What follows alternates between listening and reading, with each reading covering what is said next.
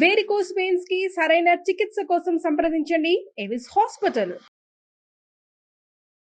నమస్తే, మీరు చూస్తుంది సుమన్ టీవీ. నేను మీ కీర్తి. నాతో పాటు ప్రముఖ ఆస్ట్రాలజర్ బ్రహ్మశ్రీ నందిపట్ల శ్రీహరి శర్మ గురువు గారు ఉన్నారు. నమస్తే గురుగారు.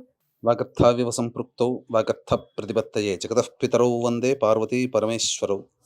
సదాశివ సమారంభాం శంకరాచార్య మధ్యమాం అస్మదాచార్య పర్యంతం వందే గురు పరంపరాం.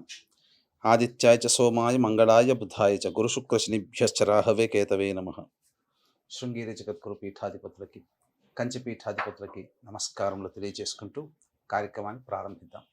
గురుగారు, సంవత్సరానికి 24 ఏకాదశులు వస్తూ ఉంటాయి. ఒకదానికొకటి పరమ పవిత్రమైనదని చెప్తూ ఉంటాం. కానీ పుష్యమాసంలో వచ్చే ఈ ఏకాదశికి చాలా విశిష్టం ఉంది. ఏ రకమైన సంకల్పమైనా ఒక్కసారి చెప్పుకుంటే నెరవేరుతుంది అని చెప్తున్నారు. ఎందుకు పుష్యమాసంలో వచ్చే ఈ ఏకాదశికి అంత ప్రాధాన్యత? అసలు ఎవరెవరికి వర్తిస్తుంది? ఎలా సంకల్పం నెరవేర్చుకోవాలనుకుంటున్నారు? పరిహారాలు, మేమేమైనా నియమ నిష్టలతో చేయాల్సిన పనులు ఏమైనా ఉంటే దయచేసి తెలియజేస్తారా? తప్పకుండానమ్మా. ఇప్పుడు ఈ పుష్యమాసంలో శుక్లపక్షంలో వచ్చే ఏకాదశి పుత్రదా ఏకాదశి. అంటే పుష్యమాసంలో వచ్చే ఏకాదశిలకి చాలా ప్రత్యేకత ఉంది. గుర్తుపెట్టుకుంటే ఈ సంబంధించినటువంటి ఏకాదశి పుత్రదా ఏకాదశి. తర్వాత ఈ కృష్ణపక్షంలో వచ్చే ఏకాదశి షట్తిల ఏకాదశి. ఇవి రెండు కూడా మానవుణ్ణి ఉద్ధరించడం కోసమే. కేవలం మానవుని పుణ్యం సంపాదించుకోవడానికి కాదు. మానవుడు ఉద్ధరింపబడేది ఎప్పుడు? తన వంశము, తన తరము ఇంకొక ముందుకు వెళ్ళినప్పుడు. అంటే శుక్లపక్షంలో వచ్చే ఏకాదశి వ్రతం ఆచరించడం ద్వారా సంతానం కలుగుతుంది. సంతానం కలిగితే ఉద్ధరింపబడతాడు కదా. తర్వాత పితృదేవతల్ని కూడా ఉద్ధరించేది ఈ యొక్క ఏకాదశి. మనకున్నటువంటి అనేక ఏకాదశులలో పితృదేవతల యొక్క అనుగ్రహాన్ని ప్రసాదించే ఏకాదశి ఇది ఒక్కటి మాత్రమే. అంటే మనకేమో ఇది పుష్యమాసం, కానీ నార్త్ సైడ్ వాళ్ళకందరికీ ఆల్రెడీ మాఘమాసం ప్రారంభమైంది, పౌర్ణమితోనే ప్రారంభమైంది. అక్కడ వాళ్ళకి మాఘమాసం కింద లెక్క. మనకేమో దక్షిణ దేశం ప్రాంతానికి ఇది పుష్యమాసం, ఎందుకంటే అమావాస్యతో మనకు ఎండ్ అవుతుంది. కానీ నార్త్ సైడ్ ఆ కాశీ కానీ ఢిల్లీ కానీ బెంగాల్ కానీ ఇటువంటి వాళ్ళకి ఏంటంటే పౌర్ణమితో ఎండ్ అవుతుంది మాసం, మనకు అమావాస్యతో ఎండ్ అవుతుంది. కాబట్టి ఇది మనకు పుష్యమాసం అవుతుంది, అక్కడ వాళ్ళకి మాఘమాసం అవుతుంది. కాబట్టి ఇందులో విశేషత ఏంటంటే చాలా మంది పెళ్లిళ్ళు కాక ఇబ్బంది పడేటువంటి వాళ్ళు కానీ, అలాగే ఎన్నో కష్టాలు అనుభవిస్తుంటారు. ఆ కష్టాలకి ఒక ఎండ్ అంటూ ఉండదు. అటువంటి వాళ్ళకి కానీ ముఖ్యంగా పితృదేవతలని తరింప చేయడం. ఎందుకంటే మోక్షాన్ని ప్రసాదించాలి అంటే నారాయణుడు మాత్రమే అర్హుడు. ఈశ్వరుడు ప్రసాదిస్తాడు మోక్షము, కానీ మోక్షకారకుడు నారాయణుడు.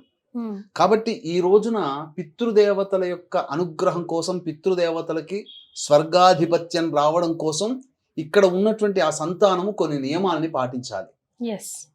గురుగారు, ముఖ్యంగా సంతానం కోసం ఎంతైతే పాటు పడుతున్నామో సత్సంతానం కోసం కూడా అంతే ఇబ్బందులు పడుతూ ఉన్నారు గురుగారు. సో వాళ్ళకు కూడా ఉపయోగపడుతుంది అంటారా? తప్పకుండా ఇది ఉపయోగపడుతుంది. పితృదేవతల ఆశీర్వచనంతో సత్సంతానం లభిస్తుంది.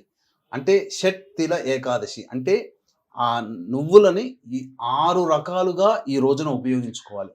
షట్తిల అంటే 6 రకాల నువ్వులు. తిల్ అంటే నువ్వులు కదా గురుగారు హిందీలో. ఈ నువ్వులని 6 విధాలుగా మానవుడు ఉపయోగించాలి ఏకాదశి రోజున. అసలు చాలా మందికి అమ్మ కీర్తి ఈ ఏకాదశి వ్రతాన్ని ఎలా ఆచరించాలో చాలా మందికి తెలియదు. ఏకాదశి రోజున మాత్రం ఉంటారు. అసలు ఏకాదశి వ్రతాన్ని ఎలా ఆచరించాలంటే దశమి రోజు రాత్రి ముందు, ఏకాదశి ముందు దశమి కదా, ఆ రాత్రి ఎటువంటి ఆహారం తీసుకోకుండా నిరాహారంగా ఉండాలి.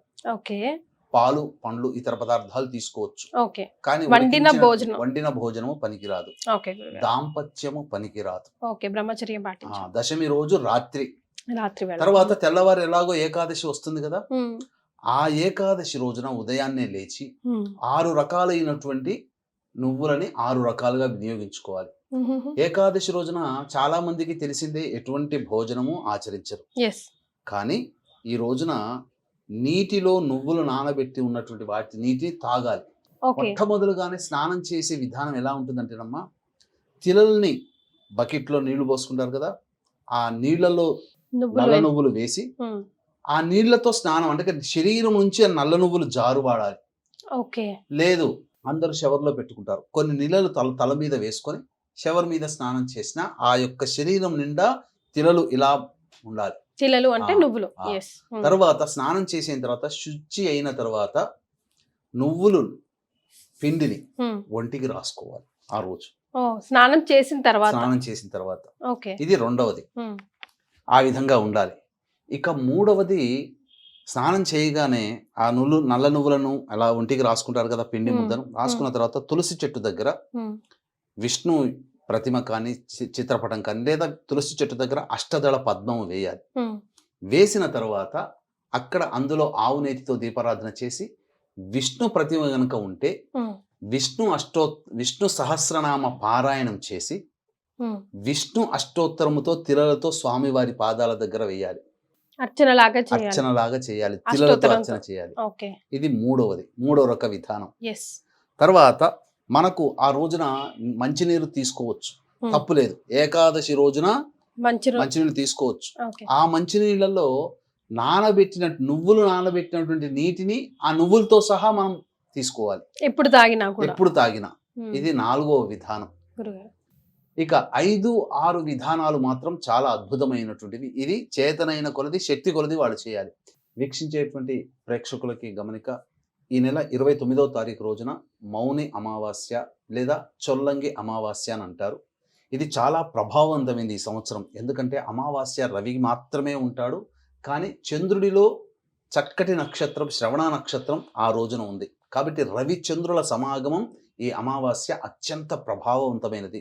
దీన్ని దృష్టిలో పెట్టుకొని మానవులకి అనేక రకాల కష్టాలు వస్తాయి.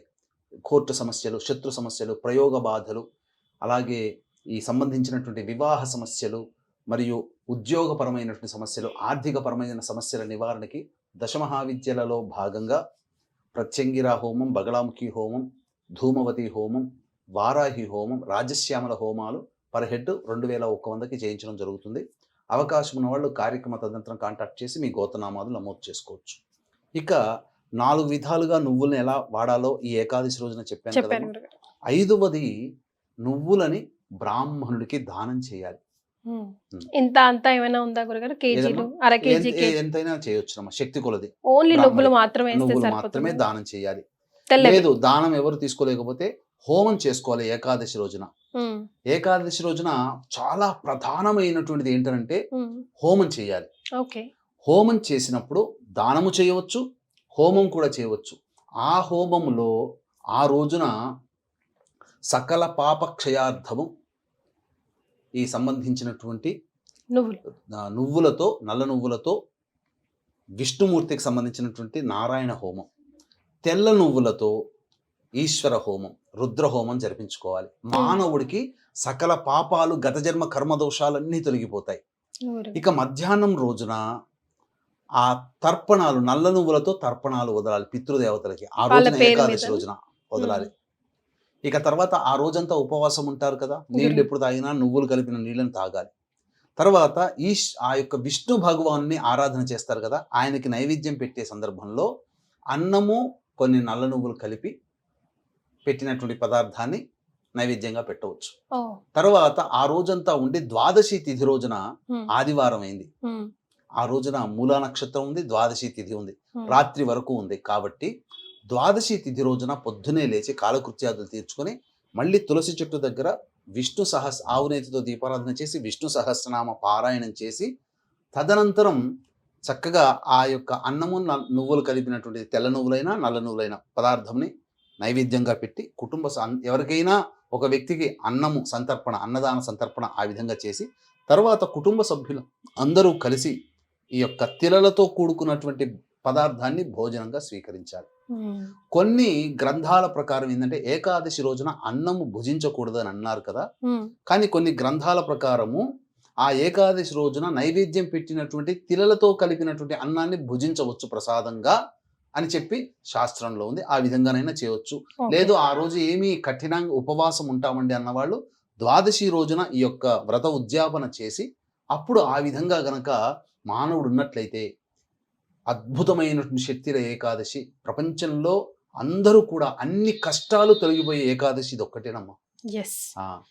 పితృదేవతలు తరించే ఏకాదశి. కాబట్టి వీక్షించేటువంటి ప్రేక్షకుల్లో మహిళలు ఎంతోమంది ఉన్నారు. మీ భర్తల చేత, భర్తలు కోల్పోయిన వాళ్ళు మీ పిల్లల చేత ఖచ్చితంగా ఈ షట్తిల ఏకాదశి రోజున పితృదేవతల యొక్క అనుగ్రహం కోసం తర్పణాది కార్యక్రమాలు మీ పిల్లల చేత, లేదా భర్త లేకపోతే మీ పిల్లల చేత, భర్త ఉంటే మామగారు ఉంటే మామగారి చేత, మామగారు లేకపోతే భర్త భర్త. చేత ఖచ్చితంగా ఈ రోజున ఆ నియమాల్ని పాటిస్తూ తర్పణాది కార్యక్రమాలు వదిలించండి. తప్పకుండా మీరు ఎన్ని కష్టాలున్నా ఆ కష్టాలు ఈ యొక్క శక్తుల ఏకాదశి తర్వాత తొలగిపోయి మీరు ఆనందంగా మీ యొక్క సంకల్పం నెరవేరుతుంది. ఇది పితృదేవతలకి సంబంధించినటువంటి శక్తుల ఏకాదశి. ఈ రోజున ఈ విధంగా ఆచరించడం ద్వారా మీ కుటుంబంలో పెళ్ళిళ్ళు కావలసినటువంటి అబ్బాయిలు అమ్మాయిలు ఎవరైతే ఉన్నారో వాళ్ళకి ఖచ్చితంగా వివాహం అవుతుంది. అలాగే సంతానం కలగనటువంటి దంపతులు ఉంటారు కదా, మీ కోడళ్ళకి, కొడుకుకి, అల్లుడికి, కూతురికి ఖచ్చితంగా సత్సంతానం లభిస్తుంది. ఎందుకంటే ఇది పితృ ఏకాదశి అని అంటారు దీన్ని. కాబట్టి పితృదేవతల అనుగ్రహమే వంశము అభివృద్ధి అవుతుంది. వంశం అభివృద్ధి అంటే డబ్బులు, లక్షలు, మేనేజర్లు, టీం లీడర్లు పిల్లలు అవ్వడం కాదు. ఆ వంశాభివృద్ధి అంటే మీ కడుపున పుట్టిన సంతానానికి మళ్ళీ వాళ్ళకు ఒక సంతానం పుట్టడం అనేటువంటిది వంశాభివృద్ధి. కాబట్టి వంశాభివృద్ధి ఈ యొక్క ఏకాదశి తిథిని ఆచరించడం ద్వారా విష్ణు యొక్క అనుగ్రహము, పితృదేవతల అనుగ్రహంతో మీ పిల్లలకి చక్కటి సత్సంతానం కలుగుతుంది, వంశాభివృద్ధి అవుతుందని. అట్లాగే వంశం అభివృద్ధి కావాలంటే పిల్లలకి పెళ్ళిళ్ళు కావాలి. కాబట్టి ఖచ్చితంగా పెళ్ళిళ్ళు అయి తీరుతుంది అని చెప్పడంలో ఏమాత్రం సందేహం లేదు. రైట్. గురుగారు చెప్పింది విన్నారు కదా. ఎన్నో పండుగలు, పర్వదినాలు వస్తూ ఉంటాయి, వెళ్తూ ఉంటాయి. కానీ గురుగారు చెప్పినట్టుగా మానవుల్ని ఉద్ధరించడానికి వచ్చే ఇలాంటి షట్ల ఏకాదశి లాంటి రోజులు అతి కొద్దిగా వస్తాయి. కాబట్టి వీటిని సంపూర్ణంగా మనం అందరం సద్వినియోగం చేసుకోవాలి. చాలా సంతోషం గురుగారు. ధన్యవాదాలు. సర్వం శ్రీ ఉమామహేశ్వర పరబ్రహ్మార్పణమస్తు.